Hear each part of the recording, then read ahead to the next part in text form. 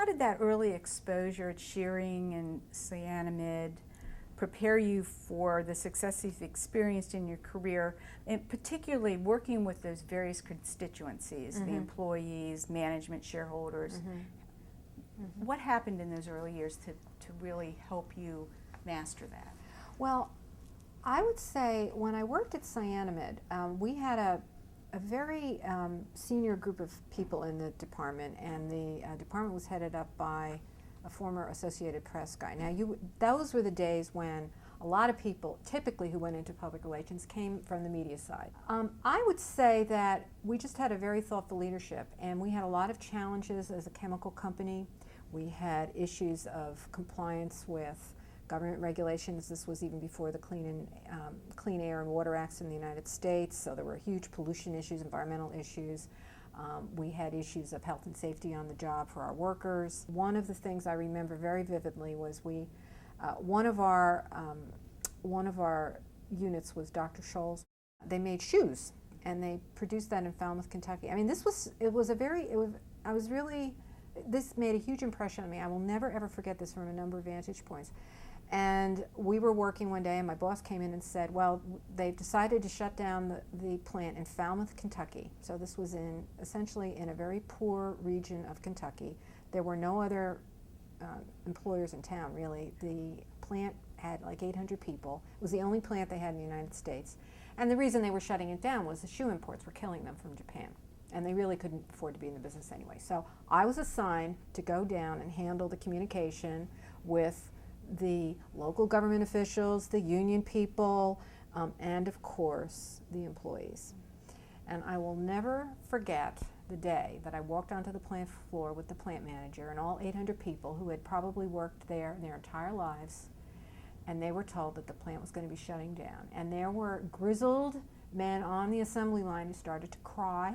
And one of the things that taught me was, first of all, they had no clue. They had no idea that the business was, on the verge, and they were so shocked. Can we buy the company back, et cetera? And that reminds you of the need, and I think more than ever in changing environments. But today, you've got to really be able to bring your employees along with how is the business doing, what is your role in the business, how can you help it improve, here's our strategy. Have a strategy, make sure it's clear, involve your employee audience, because when you don't, that's the kind of situation you're facing, and it's just distressing for everybody.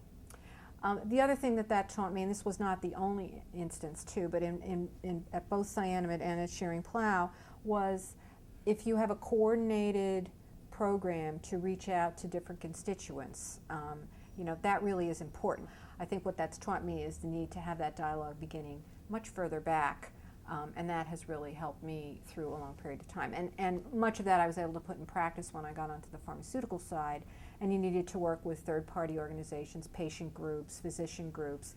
Maybe you were going to have a new drug launching in a couple of years, and you really wanted to help bring them along as well as the other constituents. Speaking of pharmaceutical companies, you spent many years working with these companies, and there seems to be a lack of trust in the United States by our citizens in those large corporations. How did it all come about, and has that relationship between the industry and the citizens improved at all?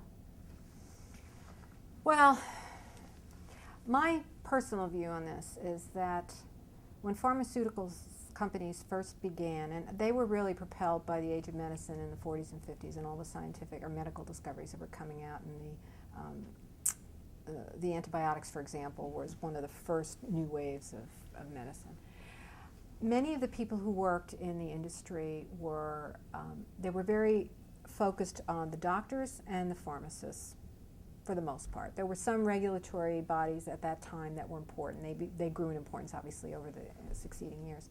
But what the industry did not do a very good job of was it didn't really reach out to any other constituents. So as the industry grew, they had more scientific discoveries, they became more profitable, they got bigger, they started turning over, their profits were very strong. Wall Street sat up and took notice.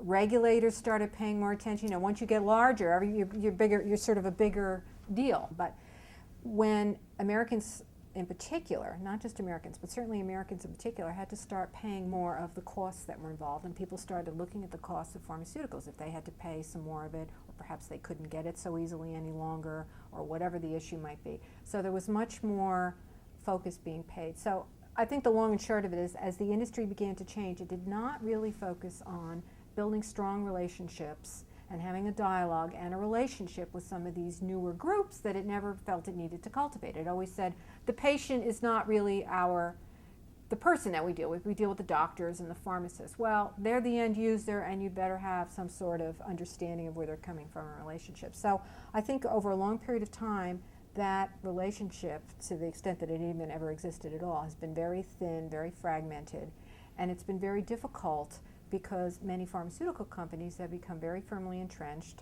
and they also have, Wall Street has gotten used to, or at least had gotten used to, very healthy profits, right?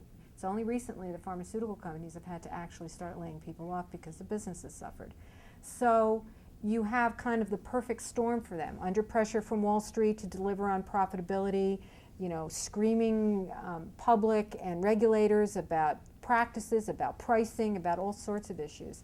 And so, I have long felt that the industry really has needed to take a completely fresh look and stop hiding behind arguments like, it costs so much money to develop a new drug.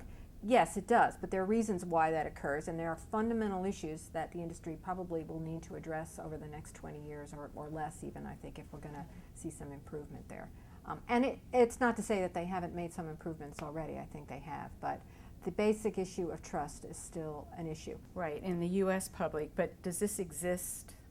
And Yes. the circumstances are different in other countries, but it does exist elsewhere. You've begun to see trust issues emerging in the UK over the past 10 years, in other parts of Europe. Now you have socialized medicine in a lot of countries, and that has, again, that's been sort of a place where people can kind of hide. But there are issues of marketing practices. They're more heavily regulated in marketing practices, or have been in Europe, for example. You couldn't do consumer advertising for the longest time on RX drugs. So again, that's another factor in the United States. We've had that for quite some time. So that's another visibility thing. And people look at the cost of a drug, they look at the cost of an ad campaign, and they go, well, if you could cut out some of your marketing expenses, maybe the drug wouldn't cost so much. So I think that as regulations have started to shift in other countries, for better or for worse, you've seen some of those changes. Now, I will point out, Japan has had a very interesting model. There's quite a bit more, or there had been a fair amount of trust in the pharmaceutical industry in that country, because they had they have a very different way of managing industries in Japan. The government sort of gets involved to help, not regulate so much, but they don't chase, all of the pharmaceutical companies in Japan don't chase after the same drug for a blockbuster. So you spread out the cost of drug development among fewer entities, and so you can argue whether they're innovative or not. That's kind of a whole separate issue, but they have had a different model. They also have brought in the public a lot more. I remember hearing a presentation. I was on a panel with a few people, including the head of the pharmaceutical industry in Japan, and he related the fact that in Japan they frequently will bring in patient groups, patients, to come view how the drugs get made, meet some of the people who were behind them, creating a relationship that we never really had in a lot of countries, and particularly the United States. So I think you're going to see variations across the world, but the fact of the matter is pharmaceuticals is a huge business. It's global. You've got issues of pricing across borders. You've got importation of medicines. There is really a chance for the industry to look at itself globally in a fresh way, I think. Let's move into a little discussion about social marketing. Now, Porter Novelli was founded in 1972, and it credits itself as being the founder of social marketing. Could you tell us about that and share some specific campaigns that you were involved in that really focus in on the social good? Mm-hmm. Okay. Bill Novelli, who was one of the three founders of Porter Novelli, really is credited, I think, in a large part with being the father, the pioneer of social marketing. He was actually an advertising guy. and also had worked in the Peace Corps along with Jack Porter and Bob Druckenmiller. But they took the principles that they had learned from the advertising business and they applied that into how can you use that to create social good? How can you use marketing to change people's behaviors and create a social good? So one of their first clients actually was the National Institute. It was the National Institute Health's high blood pressure education program. And at that time, Americans didn't really know even what the term hypertension was.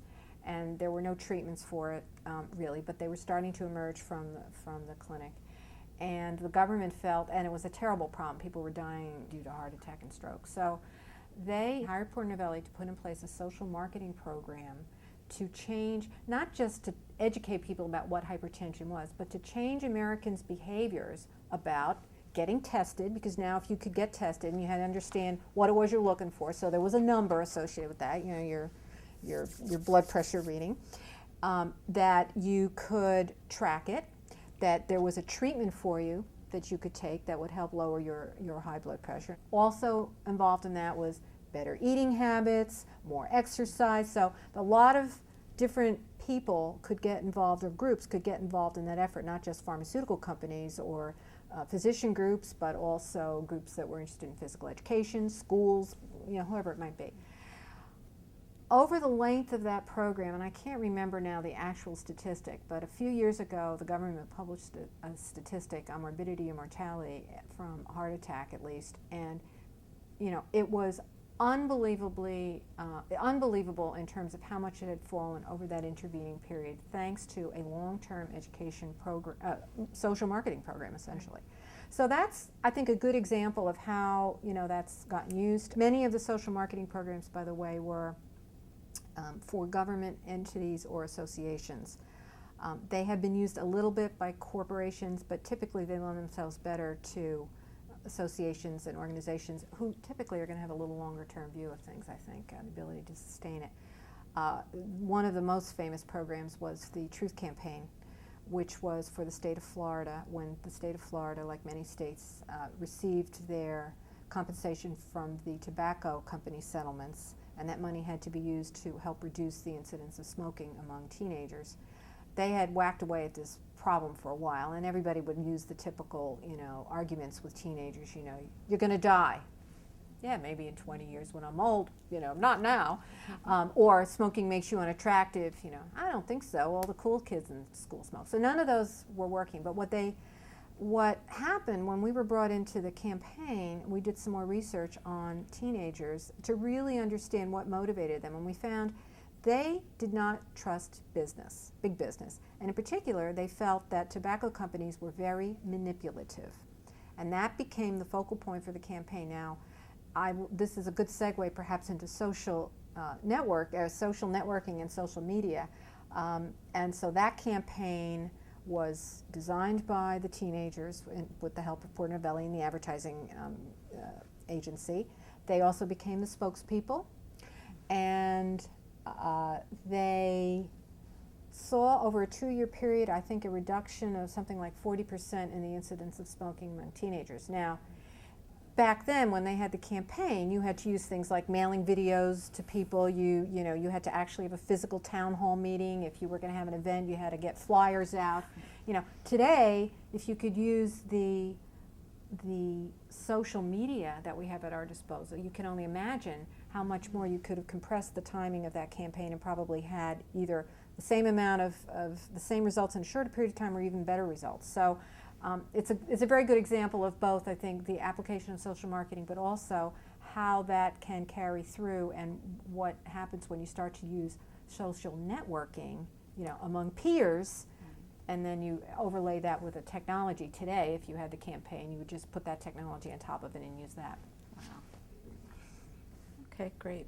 All right, so we're almost done. What do you want to, I'll let you decide. Would you want to talk about which of your accomplishments that you're most proud of and why, or do you want to talk about important issues, the enduring truths that you've learned in your career? Oh my God.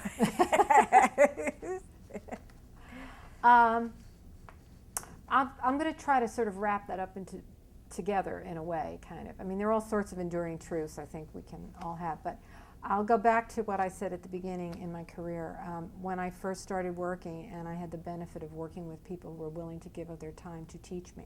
They didn't have to do that. Nobody wasn't part of their job description, but they really wanted to help. And I think I have always felt that responsibility throughout my life, and I have always tried to pass that along, pass that favor along. At any point, I don't care if you've been in the business 10 years or 25 years or 30 years, you're learning something that you can pass on to someone else. And not for nothing, but in the beginning, many women were accused of not helping other women by sharing what they knew. So I think women in some ways have a bigger responsibility even than might otherwise be the case.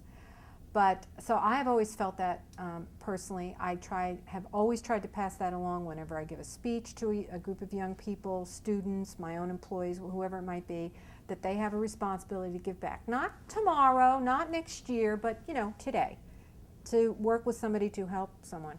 And I didn't actually realize how well that was working until I actually retired.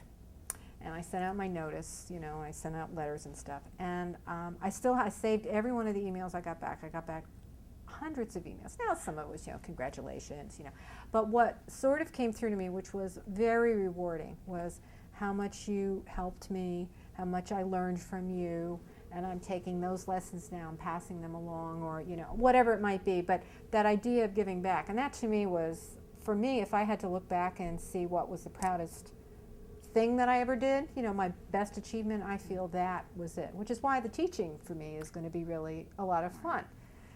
But I also think that you get back what you put in. When you put that kind of effort into giving back, you're going to get back just as much. You're going to learn new things. You're going to get back a real sense of satisfaction. But I also think it keeps your mind active, and you just constantly have that process of learning and developing, which you have to keep till, Right. the end. Yeah, right. Right.